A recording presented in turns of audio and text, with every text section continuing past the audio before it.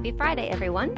At the time of this taping, we are unsure if episode 12 this episode is going to make it up by Friday, September 27th. But I'm trying really hard, and maybe by setting the intention now, I will manifest the success. So I'm going to say, welcome to Friday, September 27th. This episode definitely got posted on time, but life has been getting in the way, all the glamorous side of podcasting. I got stuck in West Virginia for an extra 24 hours, and now my editor has the flu. So between the two of us, we're trying to make it all happen, but it might not. But I hope we did it. By the time you're hearing this, I hope it all makes sense. Welcome. This is Everything's Relative. It's a podcast. We talk about DNA testing and the changing landscape of families. I am Eve Sturgis, your host. So I hope that the past 2 weeks have been good for you since the last episode.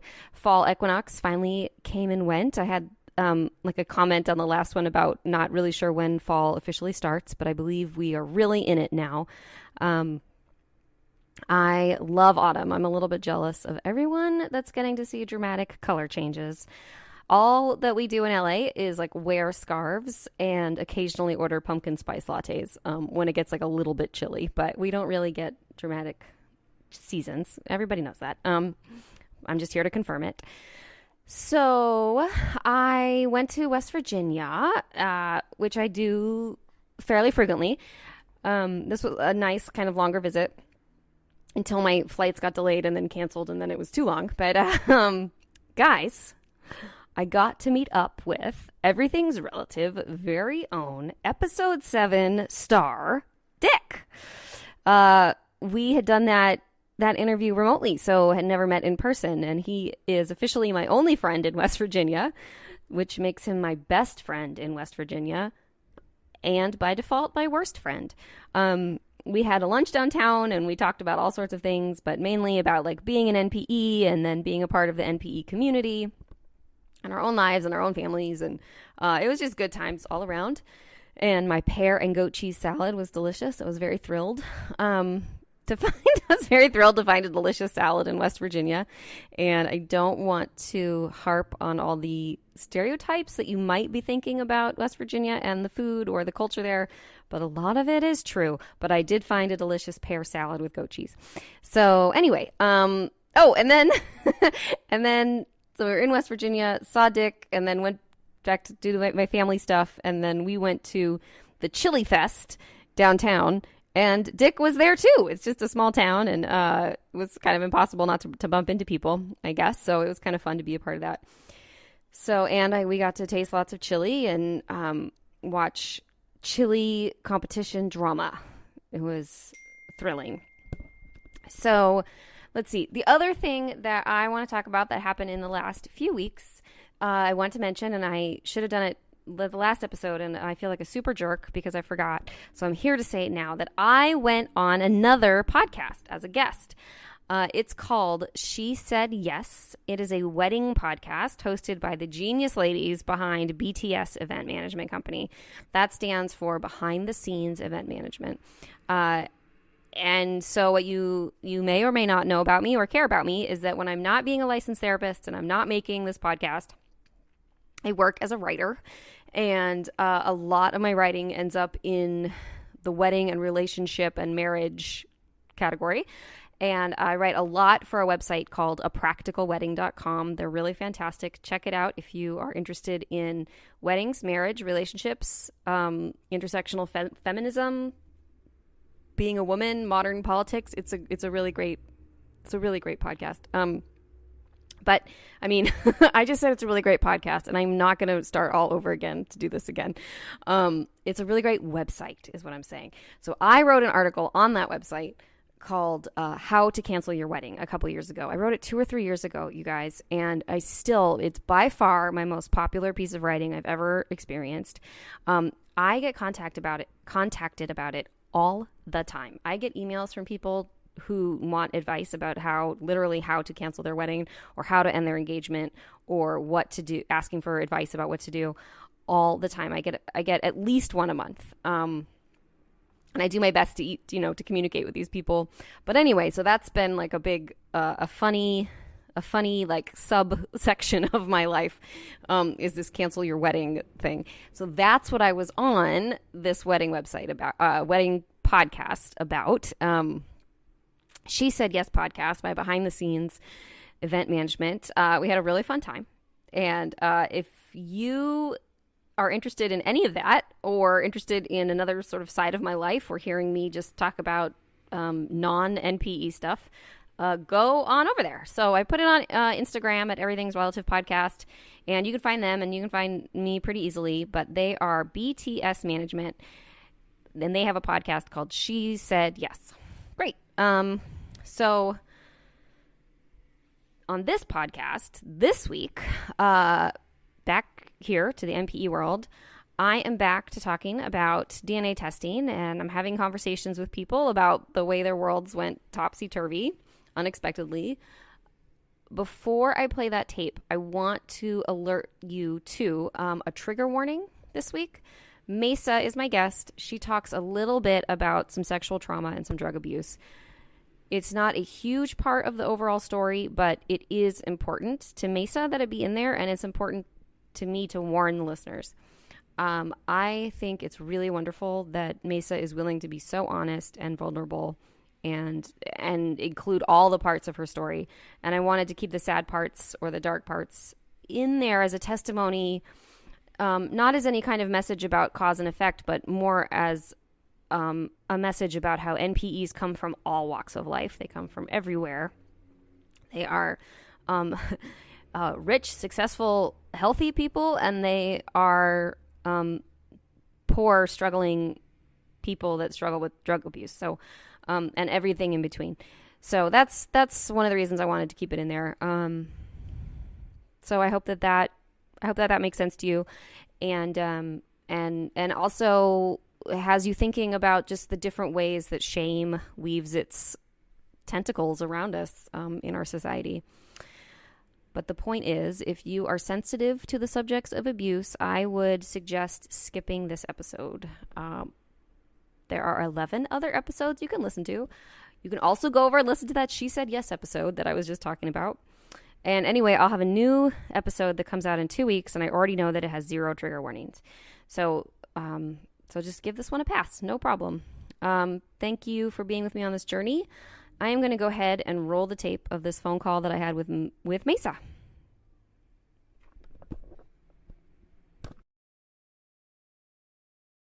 So you're on the East Coast, right?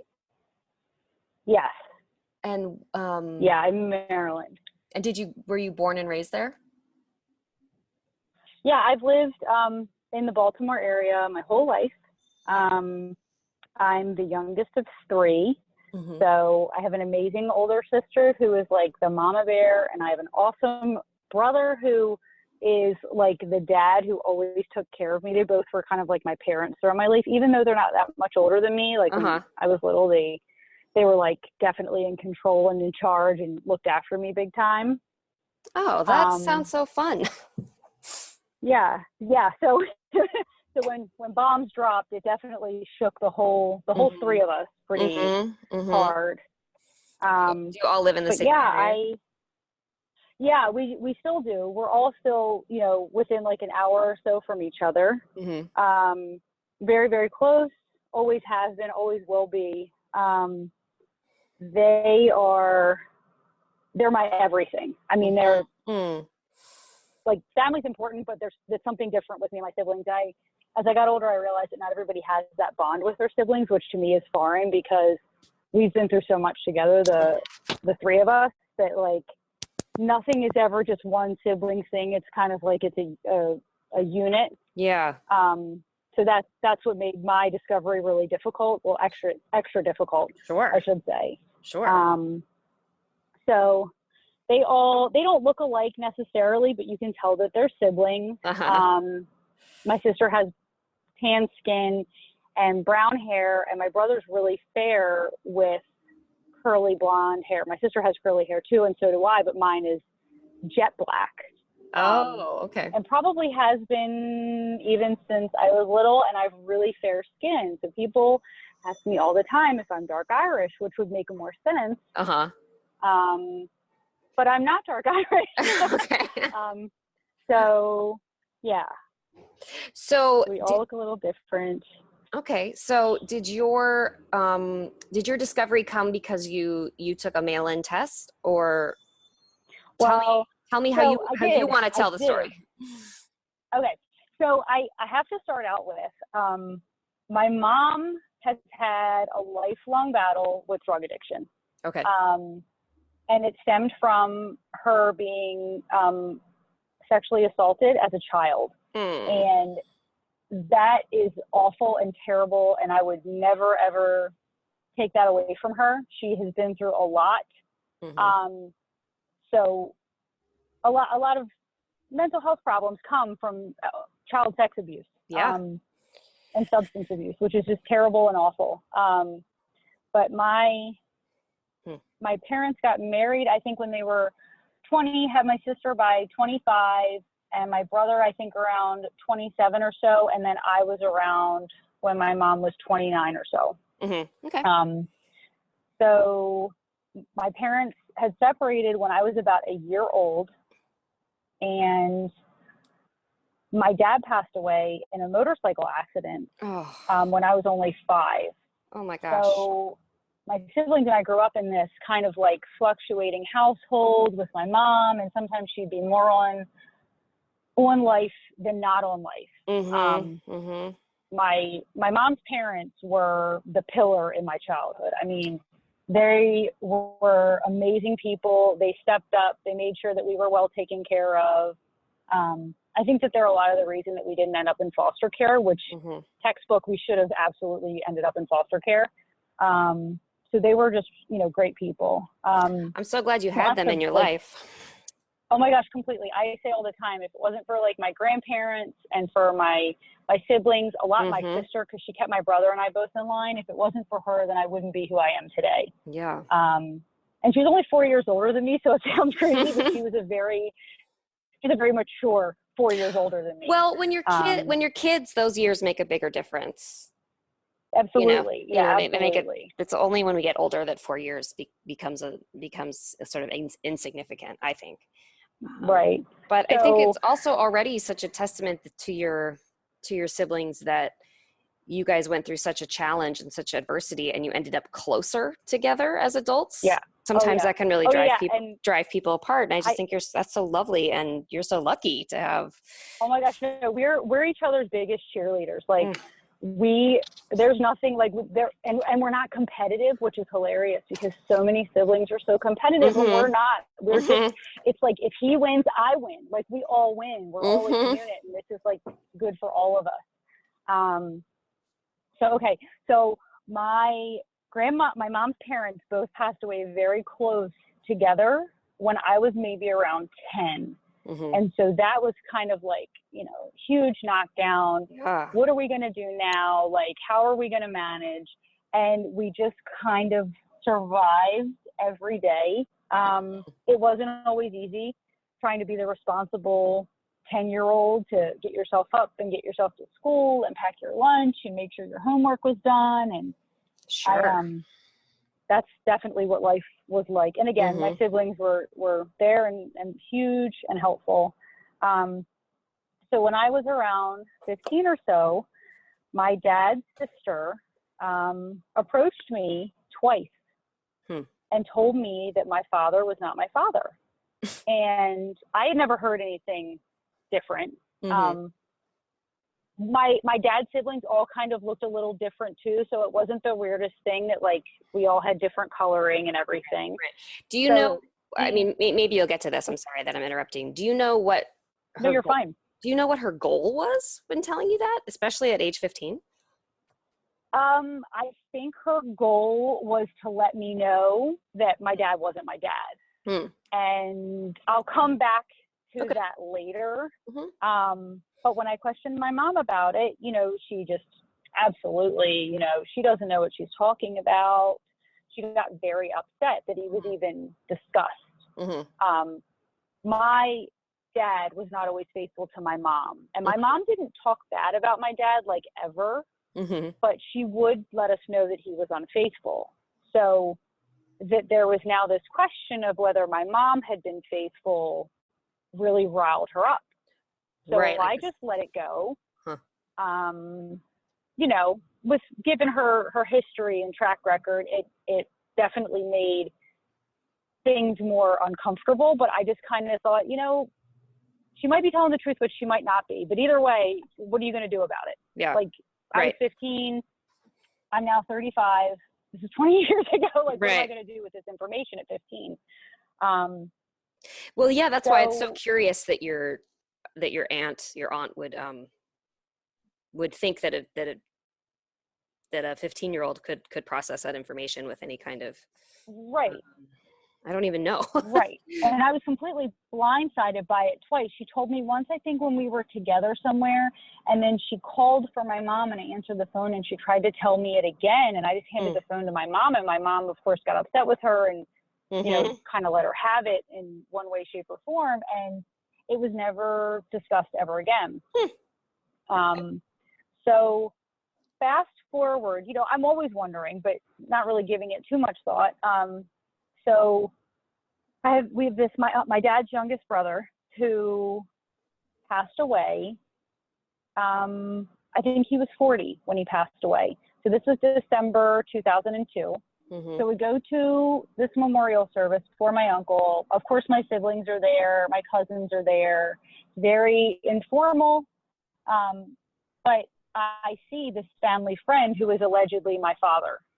And I don't talk to him because the last time I saw him, I was a little kid. I always knew who he was because they were family friends, but I didn't talk to him at all. And he's there for a little while and then he leaves. And I don't think anything of it.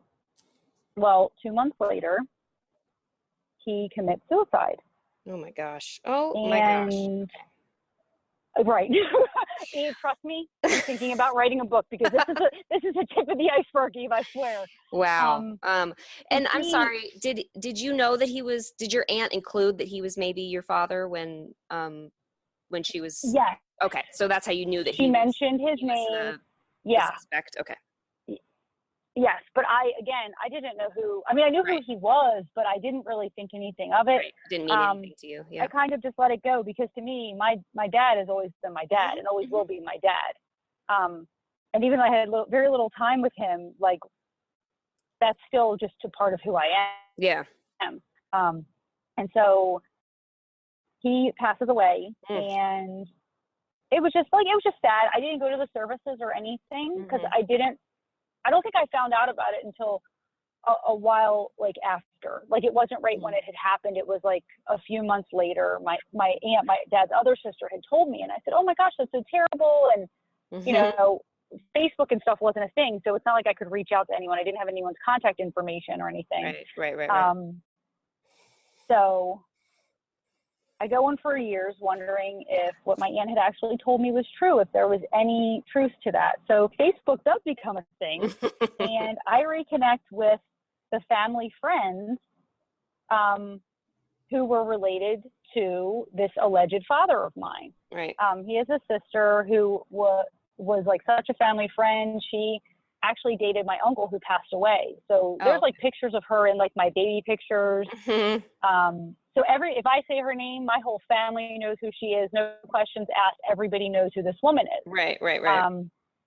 So, you know, I message her and, you know, tell her I'm sorry about her brother. And I'm looking at her Facebook and I'm showing my friends pictures of this woman and they said, "Oh my gosh, you know, you guys have such a striking resemblance." I said, "Well, this is the rumor." And my one friend says, you have to figure this out. Like you have got to figure this out. So I mull it over for years, up until about 2017. And my sister and I are talking about maybe doing a DNA test. And is it going to be just she and I? Because she looks exactly like my birth certificate father. And she says, you know, maybe we should. So we look into it, and it's going to be pretty expensive. And we talk about, do we get my brother involved? Do we not get my brother involved? So my mother-in-law, who I absolutely adore, is going through chemo at the time. And she says, I think we should all do Ancestry. I think this would be so much fun. Let's do it for Christmas. And I said, okay. So my father-in-law and I talk about it. And I said, Dad, wouldn't it be better if we all spit in the tube, which is not fun, and then we all wait and we open our results on Christmas morning? Oh my gosh, that's amazing. Because at the time, that sounds like a good idea. Yeah, because oh, Mesa, we're spending Christmas like with my in-laws. They're very involved. They're to my children what my grandparents were to me. They are the most loving people, and they're awesome. So I said, yeah, what do I care? I'll spit in a tube, Mom. Like, it's not a big deal. So order the test, spit in the tube. Christmas morning comes and goes. Presents, breakfast. Someone says, oh my gosh, we never looked at our results, and we're cleaning up from breakfast. And I'm looking it over. I'm looking at my regions, and all my life, my mom's father is Sicilian. So my mom is Sicilian. My dad's family was German and English, and then, a little bit mixed in, just kind of a hodgepodge, but definitely Italian. Being Italian is a big part of who I am. And so I'm looking it over and I'm trying to navigate it. And as you can tell from us trying to hook up, I'm not the most tech savvy, but my husband's great with that stuff. So I'm looking at him and I said, how are you able to view your matches? Because he had people like that he knew that he was coming up with, like his cousin's done it, his mom just did it, they're connected. And he shows me my matches and I'm looking at him, and I'm not really close with my mom's side, but I don't know anyone. I don't know anyone. I'm looking down this list, and it's a list of a very Hispanic last name. There's all these Spanish last names, and I don't know a single one of them. Okay. Yeah. And I just look at my husband, and he says, let me see your matches. And he goes, who are these people? And I said, my alleged birth father. That's his last name. And of course, I think he might have said, holy shit. And my kids were not in the room, thank goodness, when this happened. And I just looked up at him and I said, I have to call my sister. Because my sister was literally coming from where she lives, picking up our mom and coming to Christmas Day. Right. And I just told her, of course she was, I don't want to say devastated, but devastated. I mean, this was like a super traumatic event. I know, and I know other people have said this on your podcast, which made me feel slightly less crazy, but I had no idea that that's what I was going to find out. If I had known about just being able to do Ancestry for whatever it is, $79 versus the $300+ for the DNA testing, and I would have gotten the results and known what was going on, I would have opted to do that just so that I could say I knew. And I always said, I will die knowing the truth. I won't, I'm the kind of person that I need a lot of information. I have to know this. And so when I opened the results and I just stood there kind of dumbfounded, it was earth shattering. I mean, my world was absolutely rocked. I was not expecting that. I love that there's people out there who are trying to counsel people, because I'm all for counseling. Anything that makes you feel better, anything that lets you get it off your chest, any way that you can move through this, because it really is like an identity crisis. I went from thinking, and I am still Sicilian, but I have a Hispanic heritage that I knew nothing about. I'm all of the sudden the very pale white girl with black hair named Mesa, and I'm Hispanic. Right. That's earth shattering, because my whole life people have questioned my name. Are you Spanish? And where does your name come from? And I'm in healthcare, so I introduce myself 30 plus times a day. And they ask my name. Oh, were you conceived in Arizona? I have no idea. Right. Where does your name come from? Oh, well, how did they come up with that? Oh, well, what does it mean? And it's kind of like, it's like a little sneak peek Yeah. that my siblings have biblical names, Mm-hmm. and then I'm me. Huh. And I don't look like them. And my mannerisms are different. My personality is different. And I get this name. And it's so interesting that now when I look back on like life and the way that it all kind of played out and how crazy it all was, that's just who I am. I'm just me. Sure. And like I said to you the one time when you were trying to think of like the blurb and how to, like, I can't think of the words, but how to write up like the podcast and what it was going to be. And I said, my life got turned upside down. Yeah. Because that's exactly what it felt like. Mm-hmm. It all completely changed. Uh-huh. So do you feel like that you are able to, do you feel like you're able to like understand about yourself why there's a disconnect between understanding that this man could be your father, it could be this other man, and having that Right. idea like always in your mind, and then also seeing the confirmation of that and feeling shocked and devastated? Do you know? So I mean, there was a level of finality and realness that came with seeing the matches to that family that weren't to my family. Like my dad's sisters are never going to come up on my ancestry, right? So which sounds so simple to say, but when you've grown up your whole life thinking that these are my people, well, and all of a sudden they are, and trust me, they're the most amazing people. I adore them. I had dinner with them 2 days later because I said, Aunts, I got to sit with you and talk about this. And they were very appreciative. You actually maybe articulated it in a way that that like nobody else has said, is that when you connect with someone else and that family, what's actually also happening is that you're becoming disconnected with another family. So it's right. And maybe it's the fallout of the floor falling beneath you from the right. the disconnect that creates such a shock. Yeah, that's definitely what it is, but I don't feel that way like towards them at all. My dad's sisters and brother, they're great people. We're close, we're connected. It's not an emotional thing. It's like you're right. No, but it's weird. Thing. It's kind of like, you guys, all of a sudden, I don't share DNA with you. Like my son is named after my dad. Right. It's a big deal. And for all of the sudden to be like, well, now you're named after him because he was my dad, but he didn't contribute to my DNA. Right. He raised me. He will always be my dad. And I usually differentiate between him as my dad and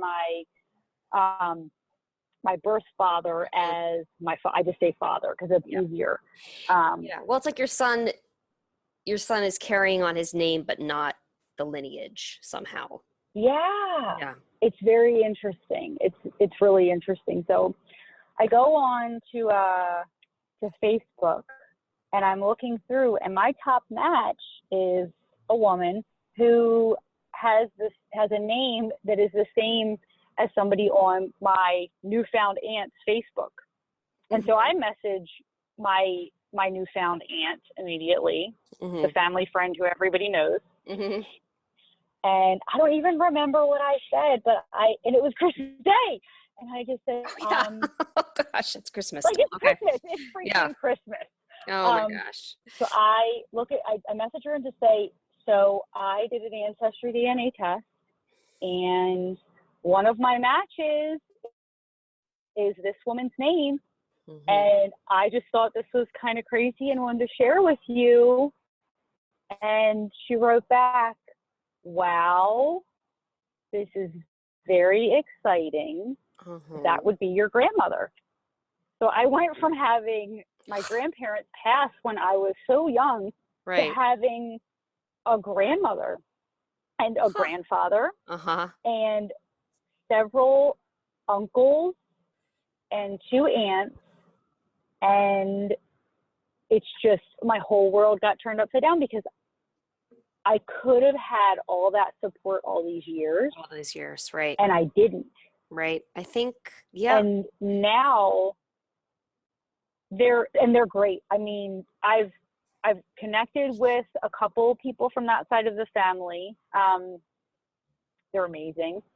They are, as weird as it is to say, they're my people. I fit in. We're a lot alike. I went to visit them in March because they're in Texas. Oh, okay. So I went to visit them, and it was just the most normal thing. I went alone. People offered, my husband offered, my mother-in-law offered, my sister offered, and I didn't want any distractions. I just wanted it to be me and these new people and connections, and it was the most normal, like flowing, no awkward, no discomfort. It was the strangest thing. It's strange that it was so normal. Right.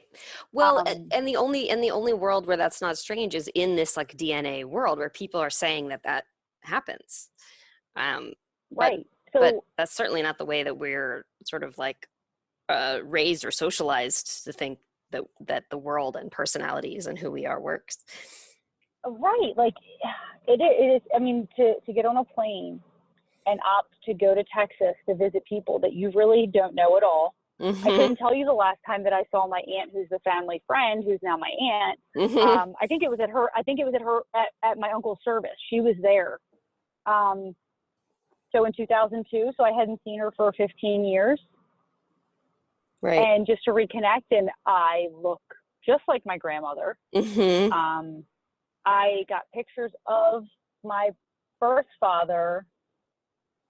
My aunt sent them to me, and it was like looking at myself, and I've never looked like anyone. I look nothing like my mother.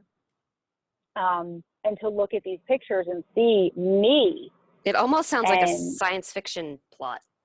It really does. And I'm like a super Star Wars nerd. So like, this is like, completely, totally and completely. So my aunt ends up coming up to visit. I went there in March, great time.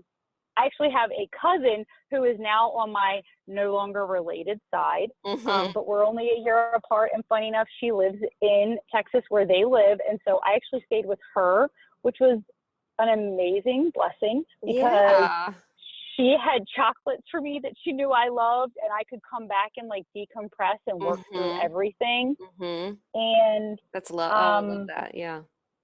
Oh no, it was so good. It was much needed. And then my aunt came up to visit, and my kids didn't know. They just knew that we had new family that had come up through ancestry. That's kind of all that they knew. And I wasn't quite sure how to deal with it with them. And so she comes to visit, and she's amazing and lovely and wonderful. And again, the most like, just like the most normal, comfortable being with person. Like as close to a sibling as I've ever felt comfortable with. And I mean, nobody's my siblings because they just can't be, but she's fabulous. Right. And so we drop her off for her to get on a train, and my kids were in the car, and they adored her, of course. I mean, who wouldn't? And they, you know, I said, guys, are you awake? Because it was late. And they said, yeah. And I said, well, I kind of need to tell you who Aunt so-and-so is. And they said, well, she's our aunt. I said, well, yeah, but so I learned through the ancestry thing that my dad wasn't my dad. And my son understood what that meant, but my daughter did not. How old were they at the time? Let me think. I think she was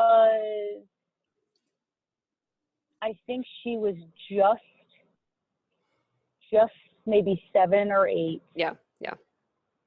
and no, she was just 8, and he was 10. Mm-hmm. And my daughter said, well, what about my siblings? Mm-hmm. My siblings. And I said, Right. well, Aunt and Uncle so-and-so, they have a different daddy than I do, but I have this daddy. And they just said, okay, and didn't really think much of it. And my son, who is the sweetest little boy, he's just amazing. And he just says, well, Mom, when did you find this out? And I said, Christmas. And it was now June. Mm-hmm. And he said, and you're just now telling us?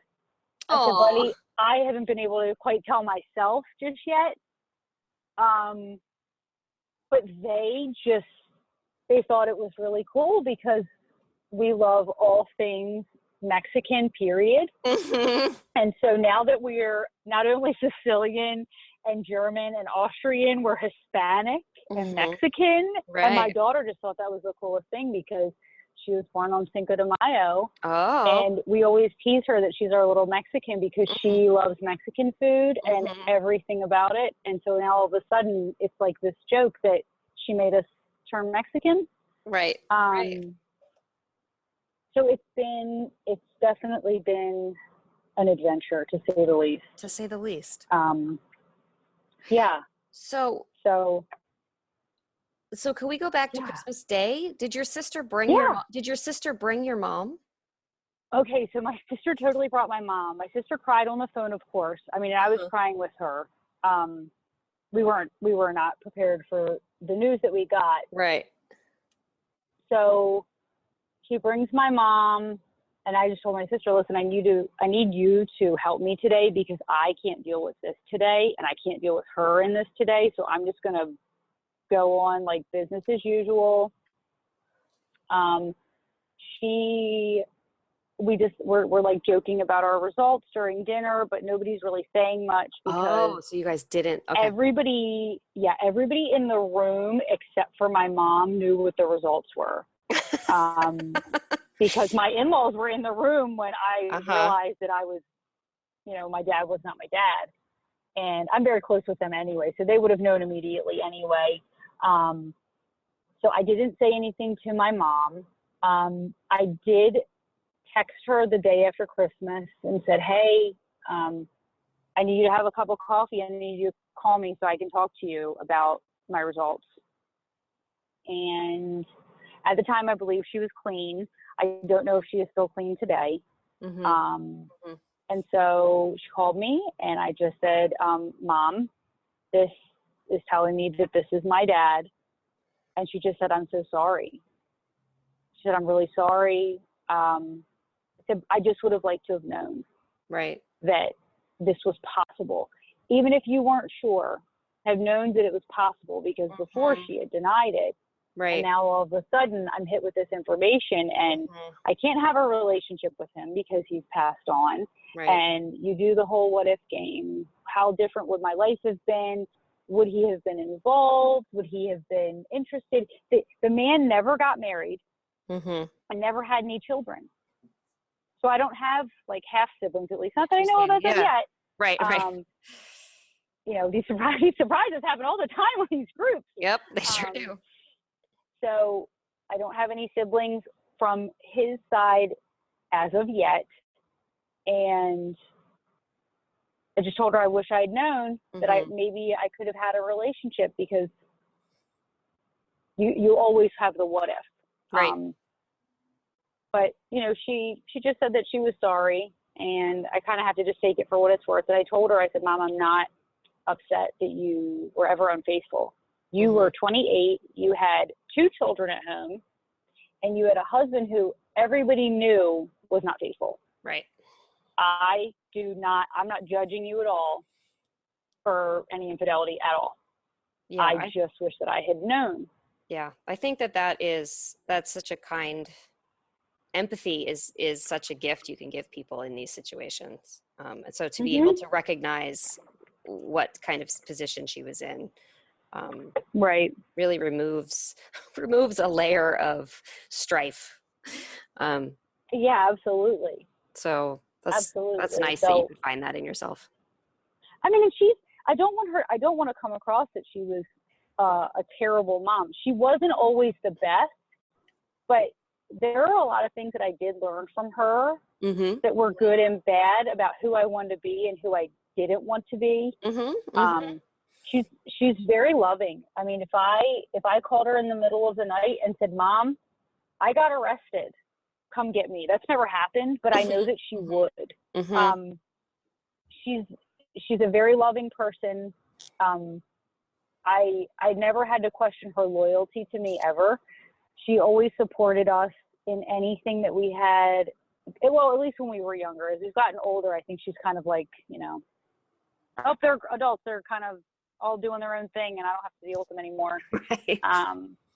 But she was very loving, and she always supported us if there was other people who wanted to love us. There was a woman who was my neighbor, and this woman became like a grandmother to me. I was listed in her obituary as a granddaughter. Aww. My mom never was like jealous of that. And I think that's part of the reason my siblings and I aren't very competitive, because we all knew that we were very loved. Yeah. And that my mom just had an addiction problem that we did as children, we didn't know what it stemmed from. But now that we're adults, we kind of, it's terrible and it's awful. And it's sad that she ever had to, anyone would ever have to endure that, but my own mother. But she's a very loving and caring person. And I do think that she is sorry that I didn't know. Because I'll never know. I'll never know what it would have been like to, to have my birth father in my life. I was talking with my new aunt the other day, and I told her, I said, I told her about the podcast and that I was asked to do it and kind of wanted to get her opinion. And I said I was going to use my name, but I wouldn't use other people's names just out of respect for other people. And she just, she of course was very supportive and was like, yeah, absolutely. And I told her, I said, I have the second best case scenario in all of this, because one, I found out my dad's not my dad, but that I have this amazing family of people who have just started to love me and support me, and making sure that they send cards at Christmas and checking in and getting the FaceTime. And there's so many people in the group who don't have that. And that the only thing that would make it better would be if my birth dad was alive. Right. Because, so there's and that's, that's the only thing that makes this kind of like not as great as it could be. But it's still pretty great. And I feel bad that my outcome has been so good. And you feel so bad. Sweet. You feel and these guilty. poor people, I feel terrible. I mean, I read these posts and I just want to scream at the top of my lungs. This isn't your fault. You didn't choose this. You're the product of this, but this isn't you. And that the people are not, accepting of new people, and we didn't ask for any of this. And I know other people have said that, and it sounds just so repetitive, but this is just who we are. And what else can we do, though? Except just repeat it. No, I know. It's we just have to deal with it. And I look at it this way: if these people don't want to be involved, then they're not worth your time. Yeah. No, if absolutely. They're not into. If they're not going to bring you joy and make you a better person, which clearly they're not, if they're not accepting, then they're not worth your time. Because there are so many people who just get rejected, and it's just so devastating. But like after this all came out, after I talked to my mom about it, I called my brother, because my mom's first thing was, are you going to tell him? Because they've been on the outs for a while.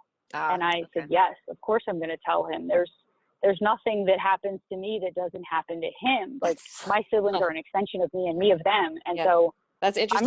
I'm not going to keep secrets. Yeah. My parents also were like, well, I mean, I'm not going to get super into it right now, but they didn't want my brother to know and also didn't understand why he should or would know or could. And so I'm glad to hear someone else sort of echo it's like, that. what? Yeah. What? Like, wait a minute. If the whole point is about No, this is and secrets and yeah, so many things. and this is like other people said, this is our story to tell. Mm-hmm, and if you want to get on a podcast and you want to tell it, then you're absolutely able to. And if you want to carry it to the grave and nobody ever knows, that's okay, because this is yours and you own it and you hold it in your hand and you say, this is mine and I can do with it whatever I want. And when I told my brother, I think he was very shocked, very taken aback, because this wasn't just a trauma to me. This was a trauma to the unit. Right. And we have all been through so much together that when one of us is hurting, so are the other two, because there's never been anything that was just mine or that was just my sister's or just my brother's. It's always been the three of us.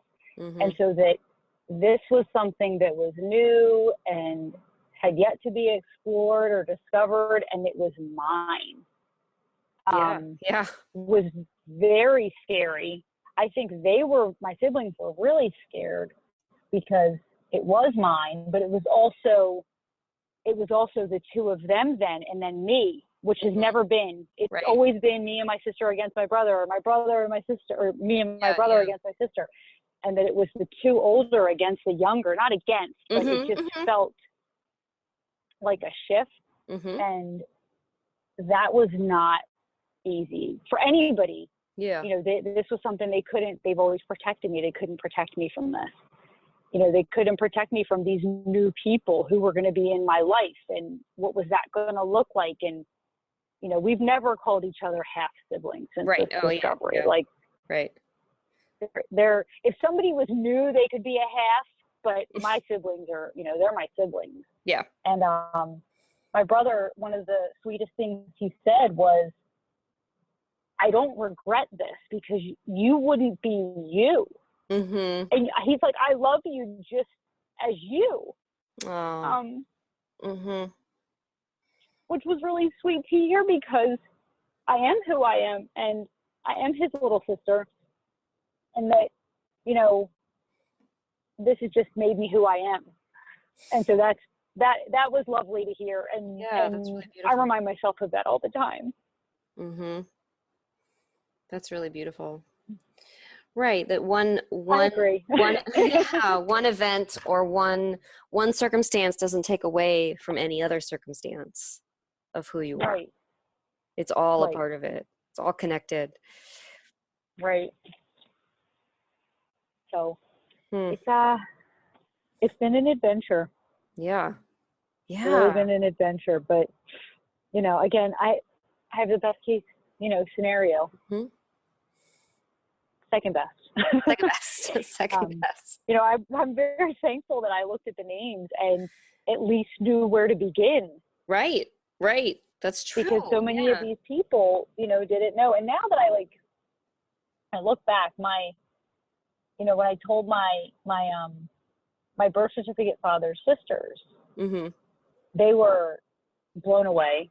And when I told them who, they were like, what? Are you serious? And I was like, apparently, like, you're like, I am. Yeah, this happened. This was a thing.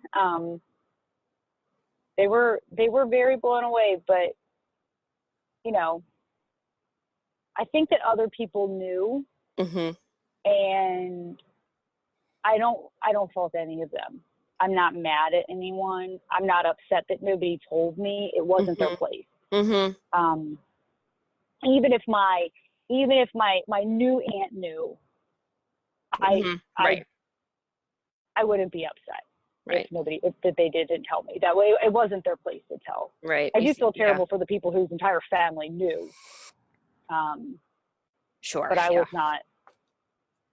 It wasn't their place. If my mom wasn't going to tell me, and Ancestry DNA was, all right. So be it. Yeah. So do you know, did the aunt that said to you when you were 15, your dad is not your dad, did she know who was your dad? She said it was this family friend. Oh, so okay. I'm sorry. I think And you said that in the beginning, but yes, okay. So she was not surprised by all of this. no, Okay. so She must have felt she so good. actually, She must have felt so well, proud of it's herself. funny. So right. So she actually, she had problems with substance abuse as well. Mm-hmm. And she passed away a few years before I found out my DNA results. So she And did so it. her son, Uh-huh. so she never found out on Earth, which I totally believe in, that you pass and like things are made, you know, very clear and known to you. Right. So she passed away without knowing the results. But when I found out my results, I reached out to her son, who's my cousin, who was like a brother to me growing up. And I just said to him, I know that you and your mom might not have had the best relationship, but I need to let you know that I was not, the only reason I was not completely blindsided and had always kind of questioned was because of a seed that your mom planted. Huh. And that I'm thankful that she at least planted the seed. So in the end, because if I had just opened those, it ended up like being a gift, kind of extremely earth-shattering and traumatic. But right. Okay, like I said, I was toying around with going and getting a DNA test done with my sister. Right. I just didn't think that those results were going to be that I had a whole different dad. I just thought it was going to come back, oh no, you're his, and you look like somebody else. Mm-hmm. Because there are resemblances between my son and my birth certificate father. They look alike. Right. And so I kind of thought, well, maybe there's a chance.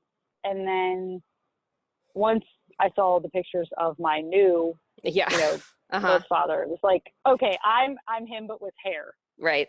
Interesting. Yeah. There, pale skin, really dark hair. Our mannerisms are the same. One time when I was with my new aunt, I made a face and she goes, oh my gosh, I know that face. I know that face. Mm-hmm. And it was weird to think somebody knows the face that I make. Like, right. This is weird. So. Right. Like your muscles, even your facial muscles are carrying it on despite. Yeah. And like even her like mannerisms, like when I got together with them in Texas, I was with one of my uncles and my grandmother, and we were hanging out, and then my aunt was coming later because she had to work. And the way that she walked into the room and she kind of like put her arm up on the door frame and did like this silly little, hey, I'm here, is something that I would absolutely do. Yeah. And it was funny to sit back and be like, these are your people. These are the people who you don't even know. Yeah. Who you're so much alike. That is so fascinating. Oh, it really is. Yeah. It's interesting. And when my aunt came here, she's come here twice so far. And the first time she got to hang out with me and my sister. And my sister was like, it's so crazy to watch the two of you. Mm-hmm. She's like, you're a lot alike. You're built the same. Because I'm not built like my siblings. She's like, even like your collarbones and the way that you look and the clothes that she wears were clothes that you would absolutely wear. Because I've always just been who I am, and I like what I like, and my sister's fabulous and very girly and kind of a diva, and she knows that. We don't hide that she's a diva, and I'm really not. And so to have this whole other, family that I'm a lot alike is just very interesting because I wasn't raised that way. Yeah. Very interesting. That is so wild. It makes me actually, your story, Mesa, actually makes me kind of more interested in going to meet my own siblings, family, that I haven't done any of that yet. Mm-hmm. And I don't feel like there's a connection, but maybe if I'm with them in person, it will feel really different. Maybe we'll all have similar things about us. That's interesting. And you might, they could be great. They might be. Yeah. They might not be. And, and that's all, it's all okay if they're not your tribe. Mm-hmm. But I just happen to kind of find, my tribe, like my aunt, the similar similarities between the two of us. And once like I looked at pictures of us, and I looked at pictures of her, and I looked at pictures of her brother, who's my dad, my father, I felt a connection. And then there were other pictures of other people. And when I saw the picture of my grandmother, I have this face, I have a wider face, and I look like her. And it kind of made me sit back and go, well, on Christmas Day, I have to go. I need to know. That's just my personality. I need to meet these people. I need to see them. I need to spend time with them. So I knew it was gonna happen. And then when it worked out for me to go, just a couple of months later, was kind of amazing and wonderful. And it just worked out. We actually had a trip planned. We were surprising the kids and taking them to Universal. That was their Christmas presents. Me and the kids are Harry Potter fans. My husband goes along with it because he knows what's best for him. Yeah. And I was gonna say, I mean, he was like, yeah, we'll go to Universal for Christmas. Sure. So we went a couple of weeks later, and all I kept thinking about was, I just need to go to Texas. Right. Like, I just need to be there. I need to meet these people. I need to see my grandmother. I need to see, and everybody there was, I mean, they were amazing. They were so sweet. They had a lunch for me, and they gave me one of my great grandmother's teacups, which was a very coveted thing that all of the grandchildren got, and I got one. Oh my gosh. No, they like full really giving you like a token. Completely. Well, yeah, like, and I said this to my brother around the time when he told me that if this wouldn't be me, if this relationship hadn't happened. And, I just said, I think about all the things that are our dads, and how sacred and special all of those memories and the stories are. And that, my birth father, he died tragically and suddenly, and he didn't have anyone left. And then all of a sudden, there's this me. Right. And that I could be something to these people. And not that I'm not something on my own, because I'm well aware that I'm more than a lot of something, but that these people could have a little bit of him in me. And that made me feel about you really being an extension. special. Yeah, absolutely. Yeah, and my grandmother has said how wonderful it is to have met me, and that I exist, and how happy that I'm just me. Which I thought it was pretty cool all along, but now all of a sudden I have this like whole extended family who's like, holy cow, so-and-so had this daughter that nobody knew about. And now I'm, there. I'm part of it. Right. So it's been good. His legacy didn't end where they thought it did. Yeah. And then I have children who are pretty great and amazing. I do say so myself. My son is 12. My daughter is 9. My son will be 12 in a week, or actually this Friday. And that, we exist. Yeah. And it's all fun. So we actually have a trip planned next month. I'm taking my husband, my mother-in-law is going, and my children, and we're all going to Texas to meet everybody who's there. So my kids are going to meet my grandmother. Yeah.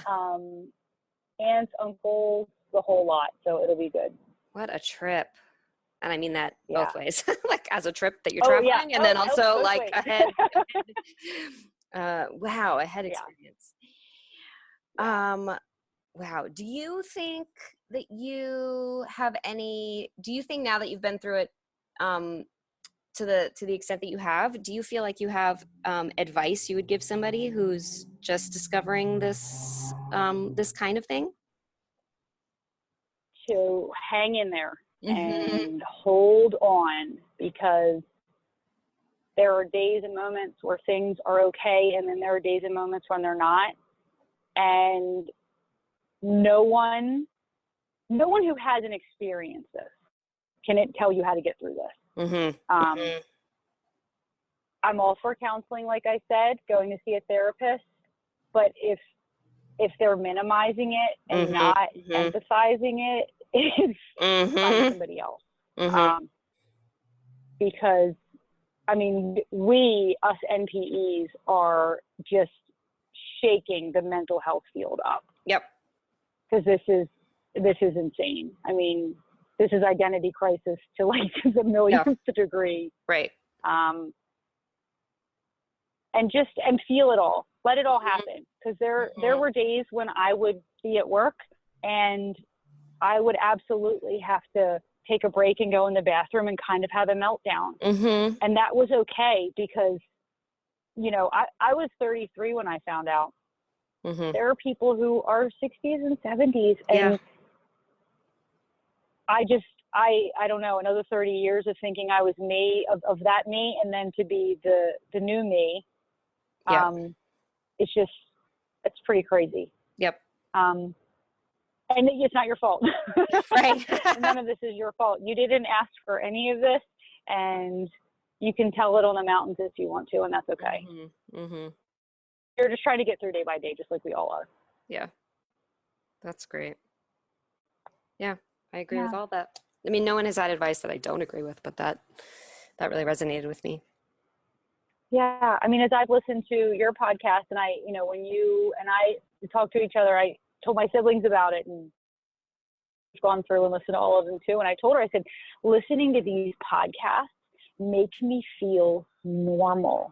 And she said, but you are normal. And I'm like, I know that I am, but that other people have had this experience. Like when I joined the group, it was in August of 2018. And so I went from Christmas of 2017 to August kind of feeling like, what's going on? Yeah, actually, that's a long time to feel alone.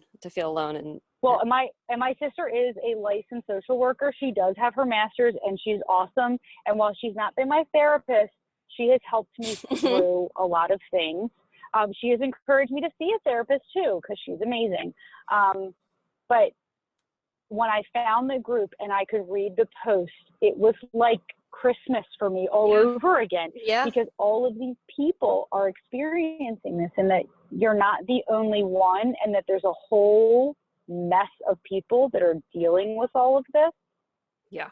Was crazy, but also very comforting, because it does feel very isolating. Yeah, I think it's even isolating in a way you don't, or for me, like I didn't even know how alone I felt until I found I wasn't alone. Right. I mean, and I would go on and read the post, and sometimes I would comment, and sometimes, I'd like a post or say, oh my gosh, well, this happened to me. And it was just kind of validating to know that somebody else is going through this craziness, and their story could be way crazier than yours. And yep, there's always that was also comforting. Like, listen, your story is not the craziest, so that's kind of cool that you're not the super winner of the crazy award. Yep, absolutely. I think everybody. There's always something. There's always a story better, and there's always a story worse. Oh yes. Oh my gosh, completely. No matter what. But that, that the group went from, I think it was like maybe 600 or 700 people then, and to have seen how it has grown. And, I shared it with my new aunt, and I shared it with my sister, and said, my sister's actually the one that found this group, because she knew that, it was just so traumatic. And I'm so thankful that she got me connected, because it brought me to you, which is great.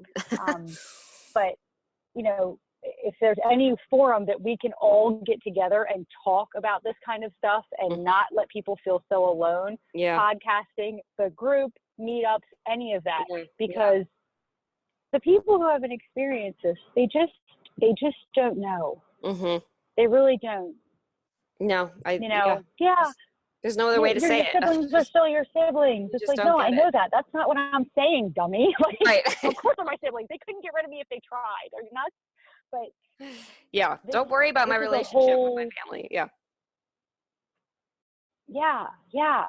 Well, you're still you. No, I know. But now I'm Mexican and my name's Mesa. Like, no, this is like big leagues. This isn't just like, oh well, shrug it off, move on. Yeah. Yeah. That's great. Thank you so much for sharing your story, Mesa. Oh my gosh, thank you. I really, I don't know. I'm really grateful. I really love it. I love everybody's stories, but Yeah. you had some real gems in there, and I think it's really going to help some people. And that's what it's all about, honestly. I mean, that was my goal, was this could help somebody. This might make somebody kind of take a step back and say, this is all going to be okay. Yeah. Because it will be.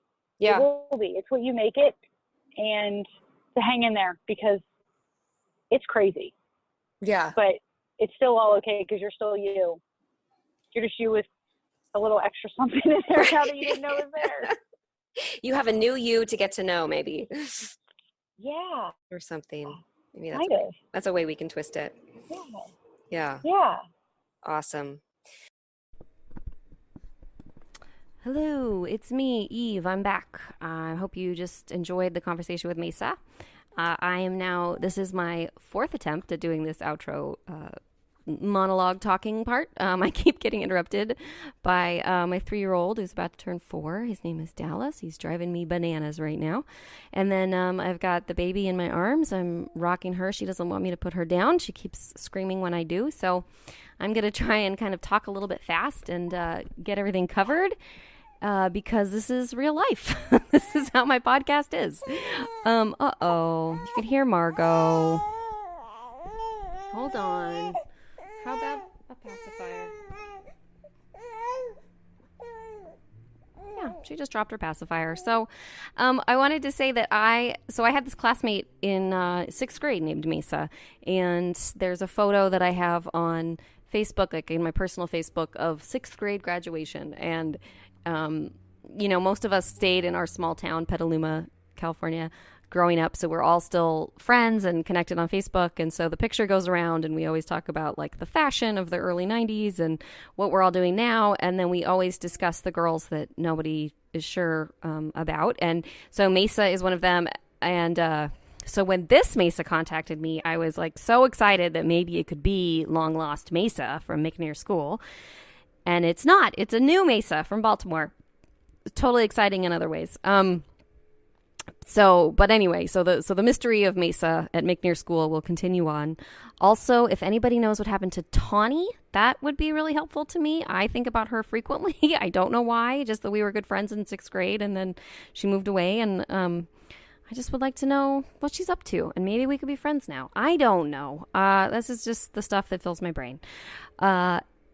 The talk with this Mesa for this podcast was great. And one of the things that I really enjoyed is like sort of the way that it sparked 2 different concepts for me that I hadn't thought about before. And one was when she talked about watching the woman walk in the room and thinking, oh, that's something I would do. And just kind of wondering if that will happen. Because eventually I would like to connect with my siblings. And I'm just wondering what kind of things we'll see that will feel our sort of like family connection DNA stuff. And maybe it's our tone of voice or the way we walk, or we definitely have the same eyebrows. I've seen some pictures and know that we share that. But, and if we don't, what will it continue to feel as strange to me? So I'm really thinking about that a lot the past couple days. And then the other thing she helped me with was just the ability to articulate why it can be so emotional for people to see the results of these tests, even when they already maybe know the answer. And I think what it is it's not the new family, it's the loss of the old family. And maybe that seems really obvious, and maybe I'm not really describing it well, but there's something about the introduction of a void that is really hard for me to think about with my own family and the man that raised me. And I'm thinking about doing the Ancestry.com test and the 23andMe test. And I keep talking about it on the episodes, but I really am taking it now. In partnership with another podcast, which we'll all talk about later. But I just wish that at least on the results could say, like, also there's this man and his family and they're who you know, but you might not be biologically related to them. Like, if they could just be included, that would be nice. But instead there won't be any of them on there. And that is sad. It's like the loss or the absence that makes it really, really hard. So yeah, so that's just a new way to think about it for me. And I hope maybe she said some things that offered you something interesting to think about, or, gave you some insight, or taught you something, or you just found interesting, or whatever this podcast does for you. I am glad that it happened.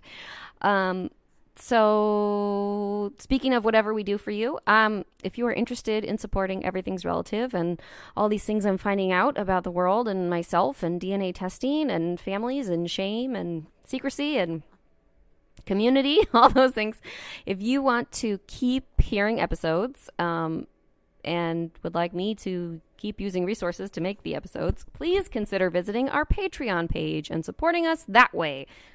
With a subscription of your choosing, every bit counts. Even like $1 a month would be amazing. Subscribing will also get you access to some fun events and some cool stuff. So it will be fun. It will be fun, and it will get more fun. The more patrons we have on Patreon, the more subscribers that support this project, the more fun it can get. So give it a go. Go over to patreon.com and look up Everything's Relative podcast, and think about becoming a subscriber. I think it will be cool. And also, don't forget to follow us on social media at Everything's Relative Podcast. We're on all the regular places. Review us on the World Wide Web, whatever podcast streaming program you're using. That's always helpful too. Tell all your friends. Margot's starting to cry, so that is perfect. Because I'm just about to be done. In the meantime, I will be gathering more conversations and trying to spread the word about the NPE phenomenon. This is Everything's Relative. I'm Eve Sturgis. That's Margot Ani. And I'll be back soon. Thanks, everybody. Bye. Everything's Relative with Eve Sturgis is produced by Kaylin Egan and Eve Sturgis. Eve Sturgis is a licensed marriage and family therapist in the state of California, but the conversations she has on the podcast are not therapy sessions. Logo design by Ivy McNally and music used with permission by Goodbye the Band.